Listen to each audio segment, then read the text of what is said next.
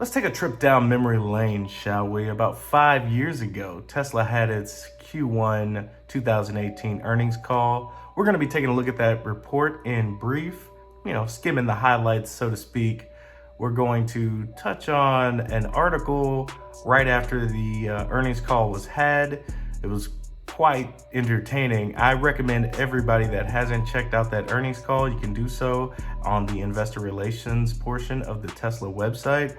And please, if you're a Tesla investor, I highly recommend going back, listening to the calls. They're about an hour long, so there's a time commitment, but I believe you can kind of get an estimate, especially if you're planning on listening to future earnings calls, seeing what targets they were able to hit, things of that nature, and how the media reacts, right? So if you can do that in conjunction with reading the report, looking at the financials, listening to the call, and then gauging media reaction, you can kind of get a sense of how the stock market may react. I mean, it's all a crapshoot, don't get it wrong. What it did for me was establish a concrete foundation of me knowing the bones of the Tesla company and the potential of where it could go. So without further ado, let's get into the report, right? We're just gonna do the cliff notes, right?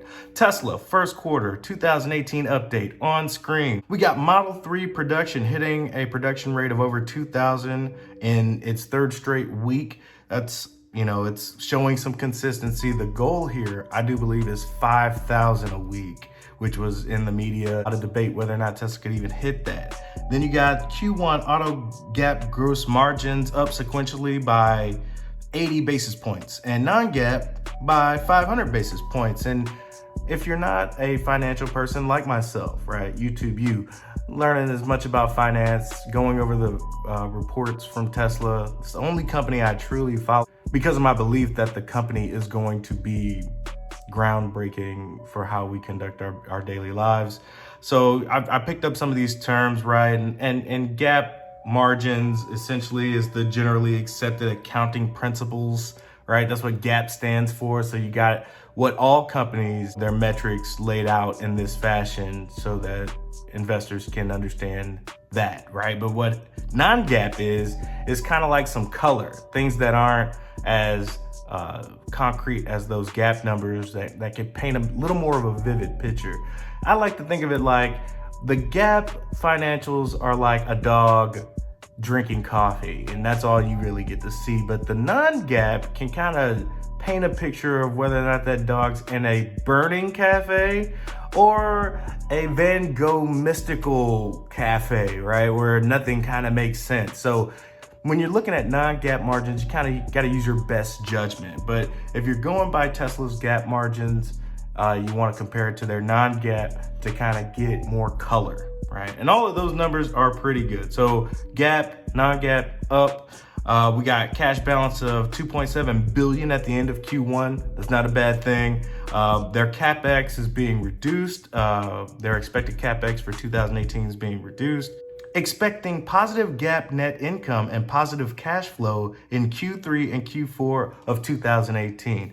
That is a projection, right? That's something that you have to be like, are they going to be able to achieve that? And should I invest in this company? There's a lot of talk in the media of whether or not Tesla was going to go belly up in this time. And rightfully so. You got Elon Musk sleeping on factory floors. Now, don't get me wrong. It's not a one-man show. I mean, think about it. Tom Brady and the Patriots, sure, he wins MVP many of those years, but it takes 52 men, right? And each one of those 52 men are the top 1% in their field to become champions, right? I look at Tom Brady as an equivalent to Elon Musk. Elon Musk isn't the only person playing there, but he is the leader. And you gotta think that Elon Musk is going to surround himself with the top 1% of the industry.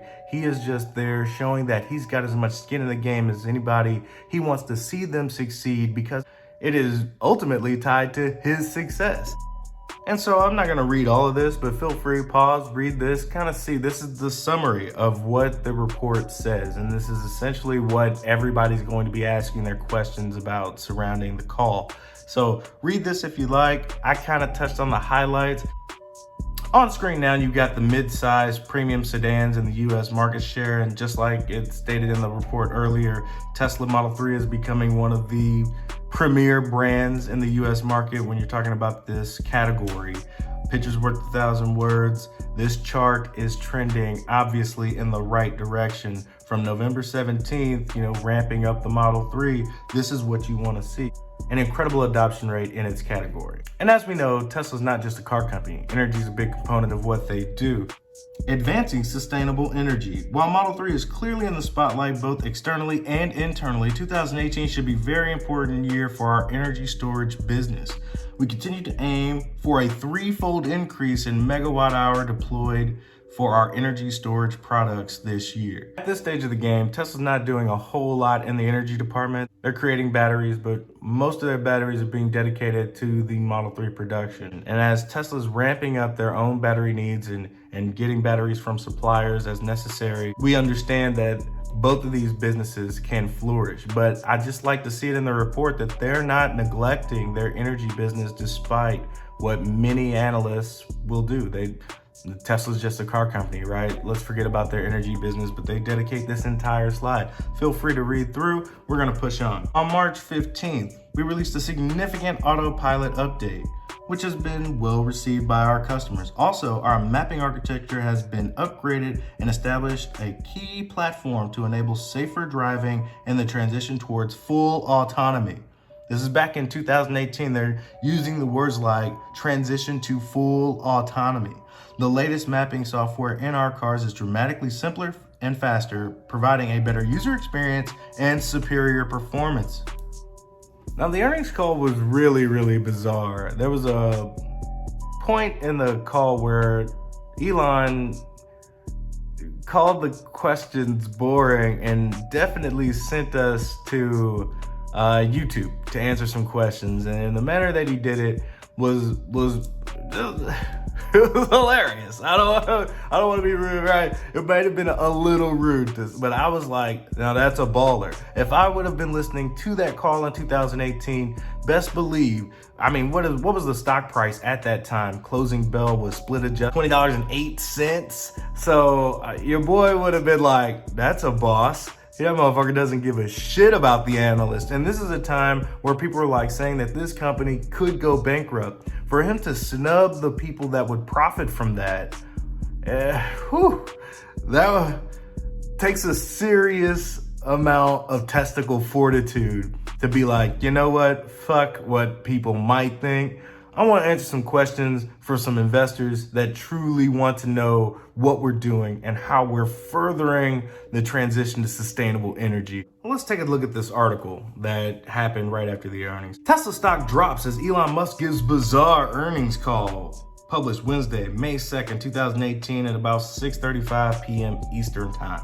Tesla stock dropped more than 5% in after-hours trading as executives cut off Wall Street analysts in an earnings call, dubbing their questions on Model 3 gross margins boring. CEO Elon Musk took several questions instead from Gali Russell, a 25-year-old retail investor in Tesla and YouTuber.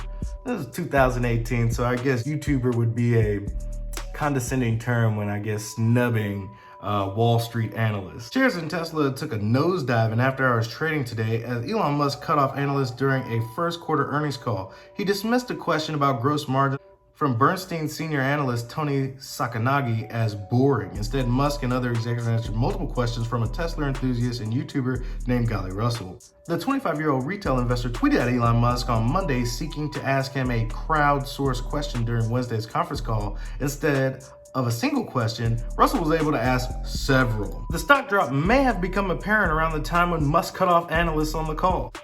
However, the company's first quarter update has also stoked concerns over Tesla's cash burn and how exactly it will improve margins while ramping Model 3 production.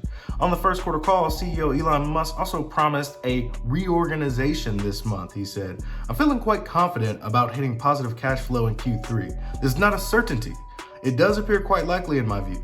We are going to conduct a reorganization, restructuring of the company this month and make sure we are well set up to achieve that goal. In particular, the number of third-party companies we're using has gotten out of control. We're going to scrub the barnacles on that front." Musk said, "We will not be starting production of the Model Y at the end of the next year. It's probably closer to 24 months from now, 2020. We could not fit the Model Y production at Fremont. We're jammed to the gills here. One thing I know for sure, it's not here. Must-own compensation is directly tied to Tesla's stock price. And there you have it. The media is simply reacting to the move in the stock price in the aftermarket. So to them, this is obviously a bad thing. And most retail investors probably aren't really concerned about the short term. I want to say that the stock dipped for a couple of days and then rebounded and was at higher levels next week. So the media and the stock market tend to react negatively initially until worries are abated and soothed. What this teaches me, after going back and reading all the reports, listening to the call, and watching how the stock market reacts, all it's given me is that in the short term, things are going to be volatile with this stock. Long term, however, the stock has proven profitable. Ever since this year, in 2018, Tesla stock has not disappointed investors. If you're invested at this stage of the game to now, you are completely satisfied with your return from this company. All right, and that's it for the Q1 of 2018. It's kind of like the cliff notes, the highlights, but you kind of get an idea of where Tesla, the company, was at when they were ramping up production on the Model 3. And the Model 3 then leads to the Model Y, and as you know, we kind of have a new generation of vehicles coming out here shortly. Kind of get an idea of how the Cybertruck might look. If you look at that Model 3 chart as it entered the premium sedan market, what might the Cybertruck look like when it hits the pickup truck market? All right, now I'm just gonna leave you with some ride music. Be easy. Peace.